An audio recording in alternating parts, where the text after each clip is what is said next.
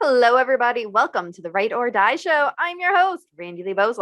On today's episode, I'm going to be talking to Charlene Madden. She is another lovely Canadian author who grew up in the same province as me. It's so exciting. She don't live here anymore, though. So I don't know. She went to where it's cold. Anyways, hit that like and subscribe button right now. Share these episodes out. We have such an important message to share with everybody. So make sure that you're sharing them out to all of your friends and family. Let's spread this message. Let's try to end the stigma of mental health together. How are you? I am awesome. Thank you for having me. So as me and Charlene were just talking quickly here, I found out that she was born and raised. How far is that from here? Like 2.5, 3 hours-ish, I think, depending on traffic and how fast you go. But now she's out in cold BC. I could never live there. I like being southernly Canada. Mhm. So I love talking to my fellow Canadians. I love talking to everybody, but special place in my heart is Canadians. We gotta stick together. No, I'm just kidding. Sort of. So tell us a little bit about who you are. Yeah, well, as you said, my name is Charlene Madden. I am a speaker, motivational speaker. I am a women's empowerment coach. I am an author. I am a mom of three absolutely amazing children. And I am just out there living my best life right now. I'm turning 50, so I am Really? yeah. 50. Thank you. Yeah. So I'm just getting excited about where life is taking me right now. So it's exciting. That is exciting. How old are the kids? My oldest daughter is going to be 29. Then I have a 25-year-old and a 22-year-old. So Oh my. freedom. I've Yeah, got right now. So exactly. No mhm. wonder you're a proud mom. Because I mean, not that I don't love my kids, but they're pains in my butt. Yeah. All right. So, as everybody knows, of course, we're going to be talking about some mental health. So, Charlene, you tell us your story from wherever the beginning most makes sense for you. Yeah, my story really starts when I was young. I was born in a city called Owen Sound, Ontario, and Oh, it's real cold there. yep. And I grew up in a small town just south of that. And my early childhood was not great, and I think far too many people can resonate with it. I came from a broken home. My parents had divorced. My father was a really severe, violent alcoholic. And at 3.5, I went to go live with my grandparents. And my grandmother was an absolutely amazing woman, super strong. I thought she was really far ahead for her time. I mean, she believed that women should get a good education, get a good job, not depend on men. And she really drilled those lessons into our heads. And Nice. and my grandfather, unfortunately, was a pedophile. So at 3.5, I started experiencing, along with my sister, sexual abuse at his hands. And that went on for probably 9 years, 9.5 years before everything came out. So it was Oh almost a decade no. long of abuse. So, I'm just trying to wrap my head around being taken away from parents because they're not very good and put with an amazing person, except actually super horrible situation. mhm. Did your Yeah, it was. grandmother know?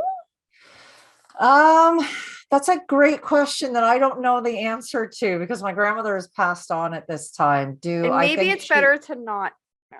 yeah, I mean, I think she may have had an inkling of something going on. Mm-hmm. Um, but as part of my healing process and accepting grace into my life, I understood that everybody involved in this situation was doing the best they could with the tools that they had at the time. Yes. So that's part of my forgiveness cycle that I went through. It's like whether she knew or not really doesn't affect anything for me. So It's true. Yeah. So something I always say when people talk about forgiveness is that forgiveness is not about saying that what the person did to you is okay, because it is never okay to do what your grandfather did.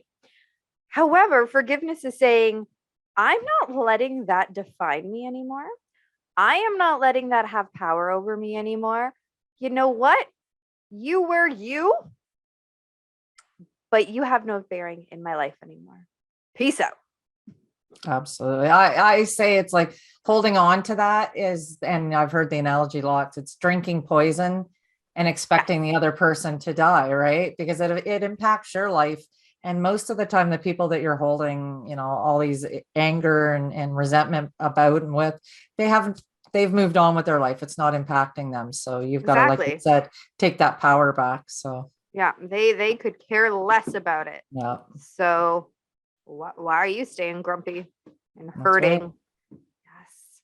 I Yeah. just always like to say that on the episodes because forgiveness is such a hard concept for a lot of people, especially I'm gonna say teenagers, because that's Mhm.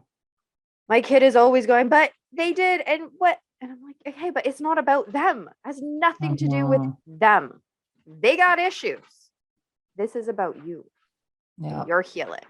So I always like to say that every episode that somebody says the word forgiveness, because Yeah. it's a really important message. Okay, Absolutely. so that was going on. So now you're like, what, 12-ish? Yeah.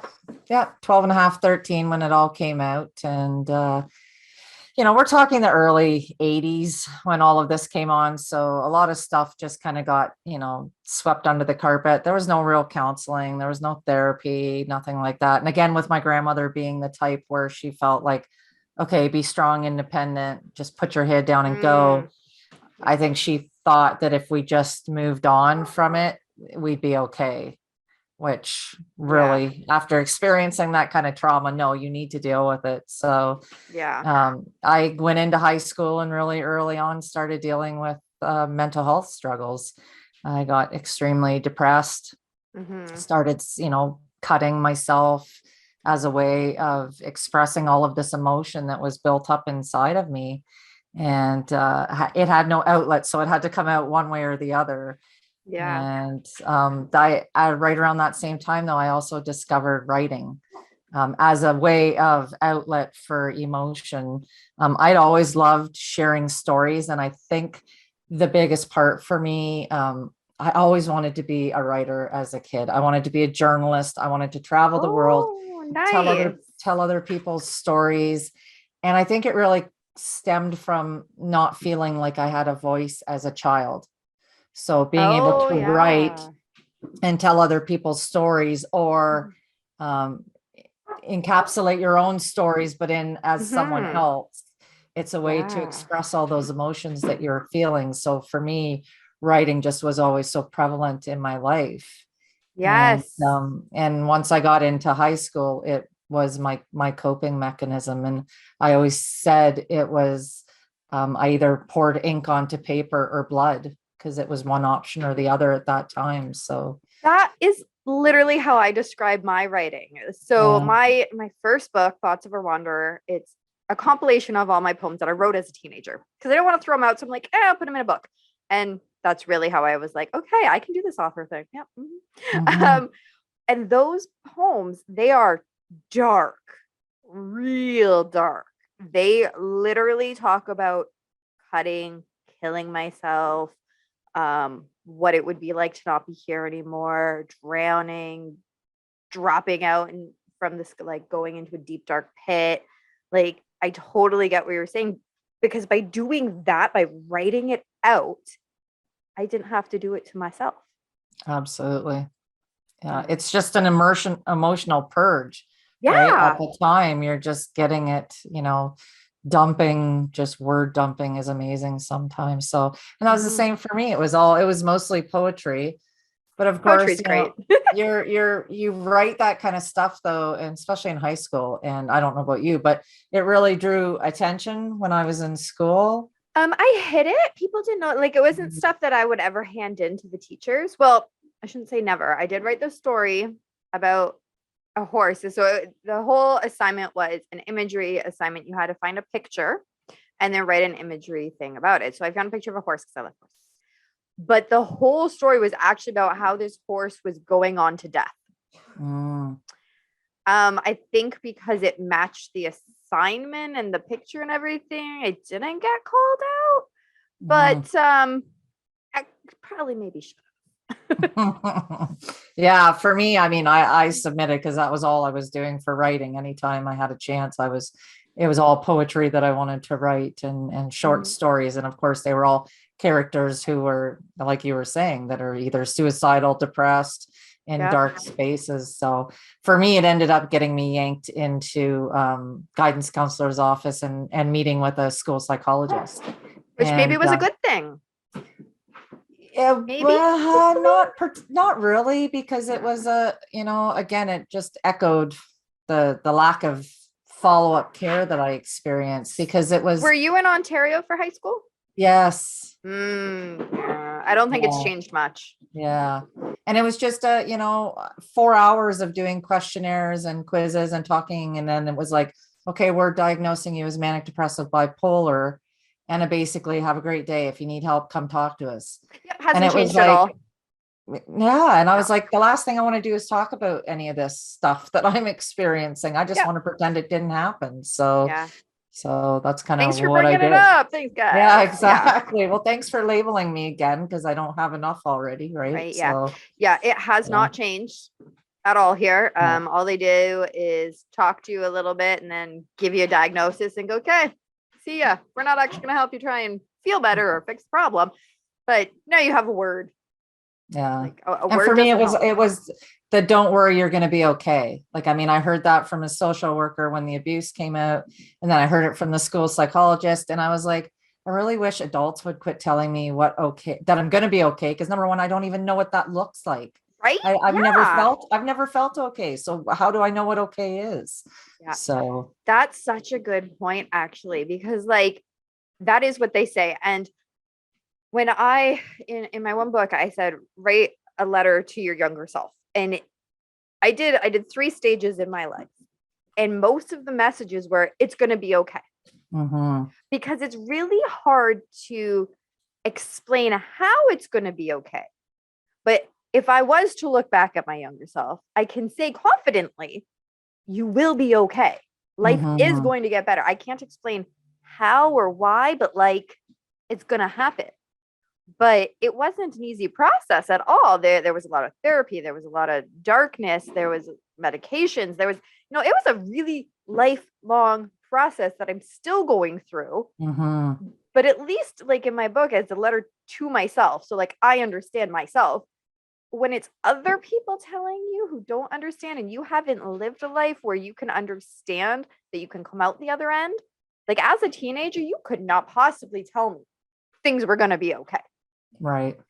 Because if you've never known, like you said, if you've never known what okay is, what the hell does that mean? Yeah. It means nothing. It's words. Yeah. Yeah. And that's the thing. I don't think unless you've experienced it as well. Like I remember I was in my 40s when I was sitting in a room with a psychiatrist and, going, okay, I know why I messed up. I know, like, I have looked at my life. I understand what's gotten me here. How do I get better? Right. And just being, the type of person that's like, give me a list of things to do. I want to do this, this, this, this, so I can get better. Yeah. And having her and saying, so what did you do? Like, what did you do to deal with your mental health struggles? And having her eyes glaze over and look at me and go, well, Charlene, I've never experienced mental health struggles. And you sit there and you go, then how can you possibly tell me that you, number one, understand what I'm going through and what I'm experiencing? Because unless you've been there, you can't understand 100%. You can go, okay, you can have compassion for what someone's going through, but you can't understand it 100% unless you've experienced it. Exactly. Yeah. Yeah. And it's not to say that she wouldn't have good tools to give you. Absolutely. Yeah. Right. Like they have good tools, whether or not they've experienced it. But yeah, saying I get it, you don't. Yeah. Okay. So I want to go back a little bit to cutting, because I know there's some people who watch the show that's a really hard thing that they're struggling with. And so I know that you said that writing helped you to be able to maybe like release that energy in a different, more productive and positive way. But what led you to cutting, or why did you really start? I know it's a hard one. It's a hard question.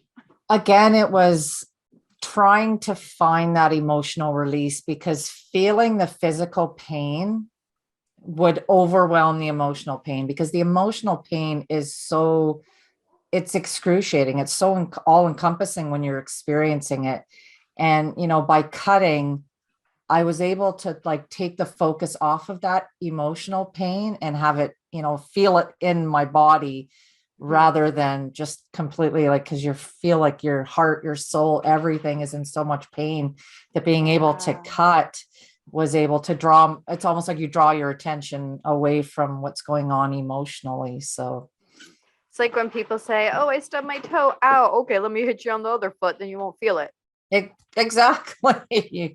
Exactly. Yeah. Yeah. So how did people know that you were cutting, or were you No. pretty good at hiding it? Yeah. Yeah. How'd you No, hide it? I made sure I cut in locations that no one would see but me, so Yep. upper thighs, hips, Mhm. lower chest area, like wherever I could do it where no one would see. I was a tomboy. So Yeah. I could justify, like, oh, I scraped myself when I was not dirt biking, Mm, but BMXing, like yeah. I would try to slough it off as being, just accidental and stuff. So Okay. Yeah. you get pretty sneaky when you're dealing with that kind of stuff. So Yeah. So from somebody who is friends with a person who is cutting, but they don't know it, what kind of signs might they be able to look out for? I think it's like any emotional thing they're going through, whether it's depression, cutting, if you've noticed a change in someone's behavior where you notice that they're really withdrawing inward, because that's how I was Mhm. stuck so much inside of myself. So yeah, watching to see people, the standards that they say, showing less interest in the things that they used to be interested in. But just being, aware of, if you see them on a summer day and they're wearing a long sleeve shirt and you ask them, hey, do you want to borrow a t-shirt? And they say no. Um, I actually had a friend bring her granddaughter over, and her granddaughter, it was just that scenario. Her granddaughter was in long sleeve shirt. And I was like, do you want to borrow a t-shirt? Like Yeah. you got to be sweating. And she's like, no, I'm good. And then her Mm. grandmother pulled me aside and said, hey, could you talk to her, because she's cut herself? And I don't know how to, I don't know what to say to her. And I was like, Yeah. wow, it resonated with me on the, yeah, I'm in jeans in the middle of summertime, because, you're trying to hide it. So Mm. So what can somebody say in that situation? I think just sitting down and, what's going on, and it's hard because you really have to have a rapport with that person. Mhm. If you don't have that relationship built, there's got to be a sense of trust and knowledge that, it's safe for them to talk to. And sometimes that means that, if you have that conversation, you can't go run and, you know, say something to, a parent if it's not your own child. But of course, if you're fearing for their lives, you have to say Oh, something. yes. But being able to build that rapport and that sense of trust. And again, if you've experienced it, sharing and being open about your experiences, which I find as a parent, sometimes we want to hide the darkness that we've gone through Mhm. as a parent. We want to shield them and protect them from all the bad things that are going on in life. But Yeah. we need to be honest, because we don't know the struggles that our kids are going through. Mhm. So being able to be open and vulnerable with your own struggles. And I find this with the women that I work with all the time, because they want to, they don't want their kids to know how difficult of a time they're having. And I'm like, no, your kids need to know. Yeah. Like your kids That need to was know. that was a big reason for this show, actually. So, my kid is now 15, and oh, years ago. So he attempted suicide multiple times, starting at the age of 9. And I'm not sharing anything that he wouldn't share, so it's okay. Mhm. Because he has learned from me and my example that we need to speak up about it, or else we can't get help for ourselves and we can't help other people. So the one day we were sitting, it was really late at night, and he was crying and crying, saying, why do I feel this way? Why do I want to die? I should just die. And up until that point, I had tried to hide my own issues or past and whatnot, just like what you were saying, right? As parents, I don't Mhm. want them to know that stuff. It's none of their business. Mhm. And to an extent, that's true. Like, I'm not going to tell him absolutely everything that happened because it's none of his business. But what is his business is knowing that it's okay to not be okay, knowing that it's okay to be depressed, to feel like you want to die, but continue to live, Yeah. knowing that it's okay to talk about it and get help and reach out, knowing that you don't have to hide it. That Mhm. moment in time is forever etched in my head. Because I remember sitting on the couch. I remember that the freezer was in this spot. It's moved over there now. Like the lights were off except for one. And I felt like a horrible parent. And I was like, I haven't made it clear that it's okay to be different. I haven't made it clear that we all struggle and sometimes life really freaking sucks, Yeah. but we can ask for help and it's okay to do that. And I was like, how have I failed in that way? This is not okay. So that's when I Mhm. really started talking about it more and wanting to be more open so that he understood. And from that example, he is much more open and he tells other people, his story a little bit, and especially around panic attacks. He's really likes talking about panic attacks because people just don't understand them. And Yeah. personally, I don't either. I've never had a panic attack, but I've seen him have them multiple times. And I'm like, damn, okay. Like this is all right. Yeah. So yeah, that is so important that we make sure that they are in an environment where they feel safe enough to talk to us. Absolutely. And we share as much as you're comfortable with, right? Like never ever Mhm. share something when you're not comfortable, when you're not ready, because we're all in a different process in our healing journey. Like I would never tell somebody, hey, you got to tell everything right this moment. Like no. Right? You have to be ready for that. Yeah. And it's okay if you're not. And it's okay if you want to share lots. Like everybody's different, but got to make everybody feel safe enough to be okay to open up when they're ready.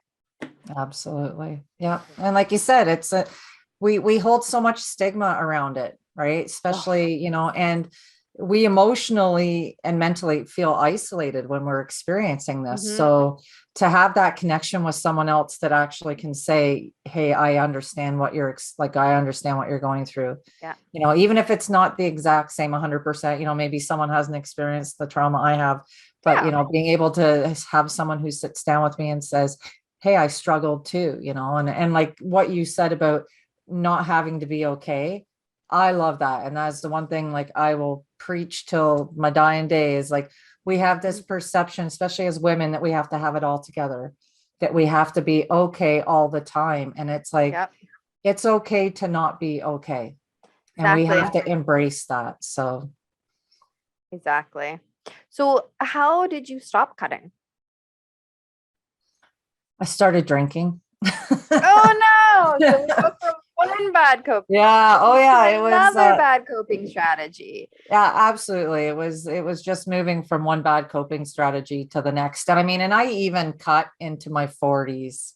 Like, I mean, Yeah. I had when I was kind of hitting my rock bottom where I was extremely suicidal in my 40s. It was, a situation where it was one or the other option. It was either I was going to end my life or I was going to cut, because I needed to purge all that pain. So Mm-hmm. and just being able to now, over the last 5 years, really dig in and do the work to understand that, yes, there's better coping skills to it. Mm-hmm. And now it's to the point where if I'm ever feeling that urge, I just go book a tattoo appointment. So, There you go. There you go. Yep. I know. Got my first one when I was 17. I'm like, that's it. I'm good. Never need another one. Now I have one, two, five, which I know is not a lot compared to some people, but it was a lot for me who for a long time said I would never get one of those. Yeah. I'm at 20. Yeah, So exactly. Everybody's different. But to me, 5, I yeah, was like, oh my yeah, yeah. Okay. And what I love about your story, well, I mean, it's a sad love, but what I love is that you're able to say, I was an adult and I was still cutting. Mm-hmm. Because when we think of cutting as a society as a whole, I think this is an assumption. I think that we think about teenagers, only ever Absolutely. teenagers. Teenagers are the only ones that cut. Yeah. And that's not true. Teenagers are the ones we hear about. Mm-hmm. But if you cut as a teenager, that is a coping strategy that you have become accustomed to. And therefore, why would it end when you're an adult if you have yet to deal with the trauma and find better Absolutely. coping strategies? Yeah. So, how did you hide that from your kids and those around you? Again, it's you become what I find with mental illness and when you're suffering is that you get really good at hiding. Mhm. Whether it's wearing a mask that no one knows what you're going through, or, again, like my cutting was always in locations where no one was ever going to see, because at the time I had just actually had an ex-partner who I'd been 13 and a half years in a relationship that was a violent relationship, domestic Mm, violence. And we had separated, and then 2.5 months later, he committed suicide. So I was again dealing with all these emotions. So I didn't have anybody around that I had to really worry about other than my teenager kids. And at that point, they were in their own, yeah. stuff anyway. So, but you get really good at hiding things. That's why you got to be super present with the people that you're with, so that you can really, see them for what they're experiencing. So Yeah. All right. So, when did you finally find some positive coping strategies? I was actually 2 days away from ending my life. I had set a date. This was shortly after my ex-partner had committed suicide. I was about 6 months after that, maybe 8 months. I had just kind of reached my breaking point where I couldn't deal with it. And my depression was so bad that I decided I was going to end it. And then I got invited to go to a woman's workshop that I didn't want to go to Well, of at course all. not. And it was the weekend before I was ending my life on Monday, because everybody knows Mondays suck. So what better day to end your life than a Monday, in Yeah. my mind. And the workshop was the Saturday, Sunday prior. And I went to this workshop as a favor to a friend of mine, because she Okay. said she wanted to go but didn't want to go alone. And of course, my priority had always been other people. So I was like, okay, Mm-hmm. I'll go with you. Yeah. And I heard 3 stories that Saturday afternoon that absolutely changed my life. And not just changed my life, they saved my life. Yeah. And it was that afternoon that I made a decision that I was going to live, that Yeah. I was in it for whatever it was life was going to bring for me. Mm-hmm. Suicide was off the table. And it was just the experience of hearing other people who were going through what I was going through, who Yeah. had gone through what was going through, I should say. Yeah. And again, feeling that connection and not feeling alone, and understanding in that moment that maybe there was a greater purpose to everything I had experienced, and that was to share it in hopes of giving hope to someone else. So my new Yes. coping mechanism just became throwing myself into doing the healing work, like getting radically honest with myself, which is what Oh, I my like client, that. yeah, my clients, when they walk in, I'm like, hey, they all know it's a radical honesty zone. It's like, there's no bullshit with me. It's like, let's I get like clear, it. own your stuff. I mean, we Mhm. can't keep pointing fingers at everybody else. So self-responsibility, Yeah. self-acceptance, and self-honesty. I So love that. yeah. Yeah. That's that's pretty amazing. And to think that if it wasn't for your friend needing somebody to go with, it would have ended very differently. Yeah, I showed up to that workshop with my hunting rifle in the back seat of my car. Oh shit. Yeah. Wow. It was, I just was in my mind. I had 2 days to get through and it fit because I thought this is perfect. I can just go in here, pretend that I'm okay. No one will suspect anything. Yeah, So because none of them really it know fit you that much. pattern of, pretending like I was okay. So That's yeah. that's very close call. Mm-hmm. So thank you to that friend who needed Mm-hmm. somebody to go with, and thank you Yes. for those ladies that were sharing their story. And that's again another reason that this show is so important because somebody somewhere is going to hear your story and go, okay, I'm gonna put this down. I'm gonna go be radically honest with myself now. Mm-hmm. Wow. Um, all right. So what's some of your favorite coping strategies, positive coping strategies? Um, I love journaling. Again, writing is a great way to just brain dump, because we get so stuck in our heads and it's the thoughts and the messages that's churning around there, which is most of the time is just bull. Um, Being able to just purge it and dump it out and put it on paper and not, a lot of the times when I started doing it, because every morning I'd write for 5 minutes and just dump out all the thoughts that I had about the previous day and the upcoming day. And then I wouldn't read it. I would never go back and read it because I found that when I went back and read it, I was judging it. Right. Because Yes, we get yes. so judgy with ourselves. So it's like I just started to not for the first, month, just write and not go back and read it. And then I started to go back and read it and started looking for the patterns because you start to see patterns of what reoccurring thoughts that you're having. And then Yes. once you see that pattern, that's where, you need to spend the time doing the work. So if you're, if you're dealing with some self-esteem stuff, it's like, okay, so what can I do? What work can I do to work on that, to build up that area? So, and I have goats. So for me, they're like emotional support animals. So Oh my goodness, I that's love to come home. I love awesome. to surround myself with animals and, Hmm. and that's so find one thing that you enjoy doing in your day and make sure that you do that every day. Yeah. Find something you enjoy. So Oh, I love that. All right. So what have you written?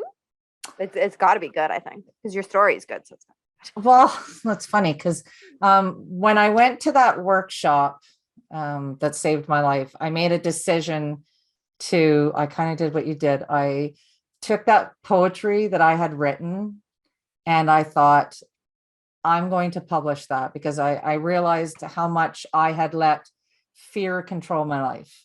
yep. And I was so worried about people judging me through my writing because, it was me in complete dysfunction, most of that writing. And I thought, you know what, pouring myself out on these pages and putting myself out there so raw, like with my chest ripped open, it's like, this is me. And if I'm going to be me in the real world, I've got to put myself out there. So I self-published that book of poetry.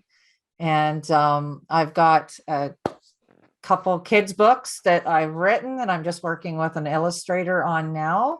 And I'm working right now on my memoir, my book about my life story. So that's the one. Yes. And my phone number growing up in the little town I grew up in Durham was 369-2022.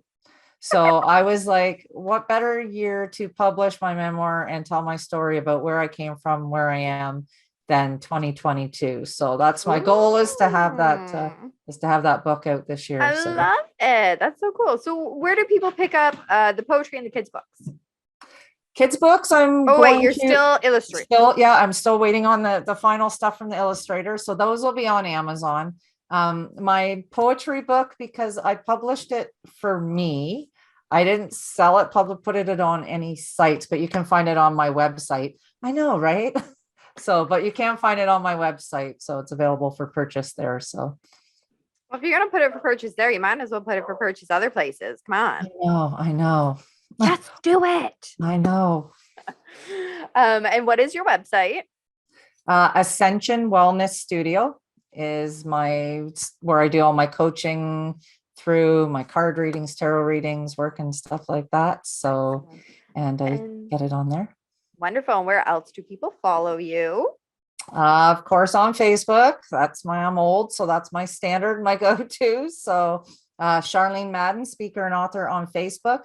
I do run a women's workshop once a year, and it's called Ignite Your Life. That's my logo back there. Oh my goodness. Yeah. So I'm a personal trainer too. And my personal training business is called Ignite.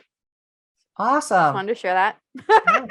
I love the word Have you got a Ignite. phoenix? Because that's me. It's the phoenix. No, it's a burning dumbbell or kettlebell. Sorry, burning kettlebell. Awesome. Yeah. So fire. So follow my workshop on Facebook, Ignite Your Life BC, and touch base. And I always like to throw a message out whenever I'm doing a podcast that if anybody's feeling in a really dark spot and you're feeling super alone, like you don't have anybody to talk to or anybody that'll understand what you're going through, please message me on Facebook. I am available 24 hours a day, 7 days a week to sit with you virtually. Because I don't want anyone to feel alone like I did. So please reach out if you just need someone to talk to. I'm there. So perfect. And we're going to stick the link so that you can check out Charlene's stuff in the description below. And thank you so much for coming on, sharing your story with us. And I'm so glad that you're where you're at today because you're pretty amazing. Thank you. And thanks for having me. Thanks for doing the platform. It's awesome. Yes, you're welcome. Awesome conversation. Again, hit up her links down in the description below. Give her some love. Follow her. She's got some pretty cool stuff coming out. I look forward to that memoir coming out, especially since I have a little snippet of your life, but I'm sure there's so much more that's going to go into that book. So much more. If you want to support the channel, check out our merch store. 10% of the proceeds goes back to the Canadian Mental Health Association. And remember, the only way to end the stigma of mental health is to speak openly and honestly.